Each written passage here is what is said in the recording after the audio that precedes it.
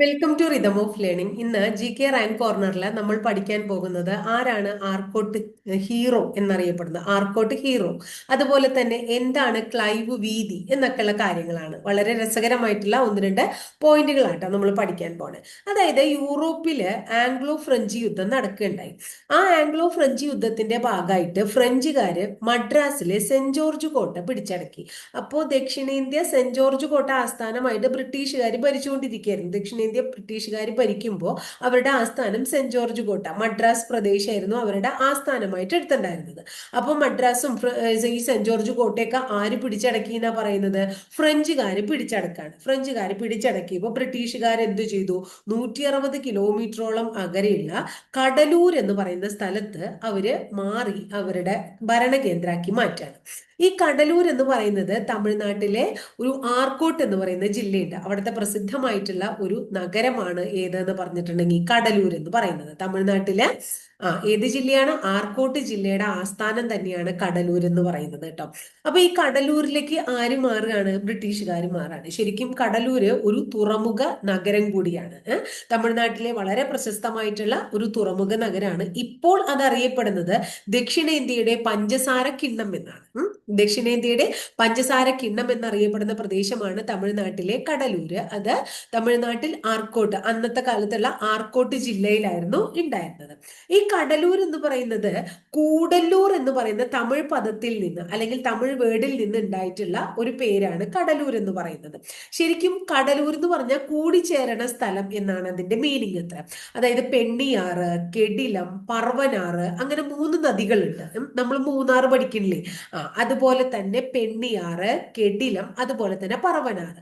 ഈ 3 നദികളുടെ സംഗമ സ്ഥലമാണ് ഏത്? കടലൂർ എന്ന് പറയുന്നത്. അങ്ങനെ എന്താണ്? കൂടിച്ചേരുന്നിടം, 3 നദികളുടെ ചേരുന്നിടം എന്ന അല്ലെങ്കിൽ സംഗമ സ്ഥാനം എന്ന അർത്ഥം വരുന്ന കടലൂർ എന്ന് പറയുന്ന പദം ഉണ്ടാവുകയാണ് കൂടല്ലൂർ എന്ന് പറയുന്ന പദത്തിൽ നിന്ന്. ഇത് പണ്ടത്തെ കാര്യങ്ങളാണ് നമ്മൾ പറയുന്നത്. ഇപ്പോൾ കടലൂരിന്റെ ഏറ്റവും ഇമ്പോർട്ടന്റ് ആയിട്ടുള്ള ഒരു പ്രത്യേകത എന്താ വെച്ചിട്ടുണ്ടെങ്കിൽ, കേരളത്തിലേക്ക് മത്സ്യം കയറ്റി വിടുന്ന പ്രധാനപ്പെട്ട കേന്ദ്രം കൂടിയാണ് ഏത് എന്ന് പറയുന്നത്? കടലൂർ എന്ന് പറയുന്നത്. അപ്പൊ കടലൂരിലേക്ക് നമ്മൾ ഈ ഫ്രഞ്ച് യുദ്ധം കാരണം, ആംഗ്ലോ ഫ്രഞ്ച് യുദ്ധത്തിന്റെ പരിണിത ഫലമായിട്ട് ഇങ്ങോട്ട് മാറുകയാണ്. കടലൂരിലേക്ക് ആര് മാറുകയാണ്? നമ്മുടെ ബ്രിട്ടീഷുകാര് മാറാണ്. ആ സമയത്താണ് 1756 റോബർട്ട് ക്ലൈവ് നമ്മുടെ ബംഗാളിലെ ബ്രിട്ടീഷ് ഗവർണറായിട്ട് വരുന്നത്. നമ്മൾ പറയുകയുണ്ടായില്ലേ, ആദ്യത്തെ ബ്രിട്ടീഷ് ഗവർണറാണ്, ബംഗാളിലെ ആദ്യത്തെ ബ്രിട്ടീഷ് ഗവർണറാണ് അദ്ദേഹം. 1757 പ്ലാസി യുദ്ധ സമയത്ത് അദ്ദേഹമായിരുന്നു. അപ്പൊ 1756 അത്രേ അദ്ദേഹം ഗവർണറായിട്ട് ഇങ്ങോട്ട് വരുന്നത്. അങ്ങനെ ഇങ്ങോട്ട് വന്നു. ഇവിടെ അദ്ദേഹം എന്ത് നടത്തുകയാണ്? ഭരണം നടത്തുകയാണ്. അതായത് കടലൂര് ആസ്ഥാനമായിട്ട് ആര് ഭരണം നടത്തുകയാണ്? റോബർട്ട് ക്ലൈവ് ഭരണം നടത്തുകയാണ്. അപ്പൊ ദക്ഷിണേന്ത്യയിലെ ബ്രിട്ടീഷ് ഭരണത്തിന്റെ ആസ്ഥാനം ചുരുങ്ങിയ കാലം, ഒരു 4 വർഷത്തോളം ഏതായിരുന്നു? കടലൂരായിരുന്നു. അവിടെ അവര് സെന്റ് ഡേവിസ് കോട്ട ആസ്ഥാനമായിട്ടാണ് ഭരിച്ചിരുന്നത്. മദ്രാസിൽ നമ്മൾ പറഞ്ഞു എന്താണ്? സെന്റ് ജോർജ് കോട്ട ആസ്ഥാനമായിട്ടാണ് ഭരിച്ചിരുന്നത്. പക്ഷേ കടലൂരില് ഏതായിരുന്നു? സെന്റ് ഡേവിസ് കോട്ട. ഏതാണ്? സെന്റ് ഡേവിസ് കോട്ട ആസ്ഥാനമായിട്ടാണ് ഭരിച്ചിരുന്നത് കേട്ടോ. അപ്പോ തമിഴ്നാട്, അതുപോലെ ഇപ്പോഴുള്ള തമിഴ്നാട്, കേരളം, കർണാടക, ആന്ധ്ര, ഈ ഭാഗങ്ങളൊക്കെ ബ്രിട്ടീഷുകാർ ഭരിച്ചിരുന്നത് 4 വർഷത്തോളം ഏത് കേന്ദ്രമാക്കിയിട്ടായിരുന്നു?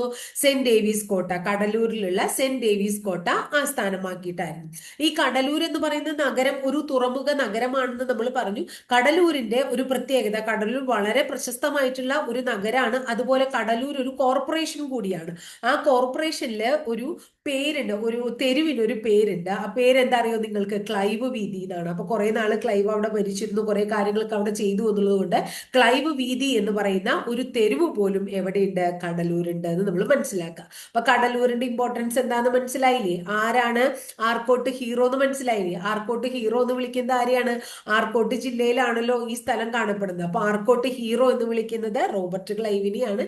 ക്ലൈവ് വീതി കാണപ്പെടുന്നത് ആർക്കോട്ട് ജില്ലയിലെ കടലൂർ എന്ന് പറയുന്ന നഗരത്തിൽ അല്ലെങ്കിൽ കോർപ്പറേഷനിലാണ്. അപ്പൊ ഇത്രയാണ് ഇന്ന് നമുക്ക് കടലൂരിനെ കുറിച്ചും റോബർട്ട് ക്ലൈവിനെ കുറിച്ചും ആർക്കോട്ട് ഹീറോനെ കുറിച്ചും ക്ലൈവ് വീതിയെ കുറിച്ചൊക്കെ പറയാനുള്ളത്. ഇങ്ങനെ വ്യത്യസ്തങ്ങളായിട്ടുള്ള ചില ടോപ്പിക്കുകളുമായിട്ട് നമുക്ക് ഓരോ ആഴ്ചയും റാങ്ക് കോർണർ എന്ന് പറയുന്ന ടോപ്പിക്കിലൂടെ നമുക്ക് കാണാം. അപ്പൊ ഇന്നത്തെ ക്ലാസ് ഇഷ്ടമായി എങ്കിൽ ഒന്ന് ലൈക്ക് ചെയ്യുക, ഇഷ്ടപ്പെട്ട ക്ലാസ്സുകൾ കൂട്ടുകാരിലേക്ക് ഷെയർ ചെയ്യുക, ആദ്യമായിട്ട് ചാനൽ കാണുന്നവർ ഒന്ന് സബ്സ്ക്രൈബ് ചെയ്യുക. അതോടൊപ്പം ആ ബെല്ലൈക്കൺ കൂടി ഒന്ന് എനേബിൾ ചെയ്താൽ ഞാൻ ഓരോ ദിവസം അപ്ലോഡ് ചെയ്യുന്ന വീഡിയോസ് കൃത്യമായിട്ട് നിങ്ങൾക്ക് നോട്ടിഫിക്കേഷൻ ആയിട്ട് ലഭിക്കുകയും ചെയ്യും. അപ്പൊ അടുത്ത ദിവസം ഇതുപോലെ തന്നെ മറ്റൊരു ടോപ്പിക്കുമായി നമുക്ക് വീണ്ടും കാണാം.